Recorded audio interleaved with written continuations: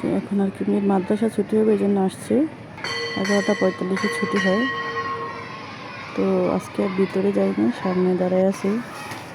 তো এই যে অবশেষে ছুটি হয়ে গেল, সবাই বেরিয়ে আসতেছে, যার যার বাচ্চা নিয়ে না বেরিয়ে এসে পড়তেছে। তো আমার ম্যাডামের তো এখনও কোনো খবর নেই, আর উনি এমনিতেও সবার পরেই বেরোয়। যদি ছুটি হয় 11:45, তার আধা ঘন্টা পর আবার নার্সারির ছুটি হবে। তো এখন আর কি প্লেদের ছুটি হলো, তো সবাই চলে যাচ্ছে বাড়িতে। আমি সামনে অপেক্ষা করতেছি আমার কন্যার জন্য। এই যে কন্যার মেন গেট রাইখা কোন জায়গাটা বেরিয়ে আসছে, তাও আবার পড়তে রয়েছে পিছলে। এটা কোনো কথা?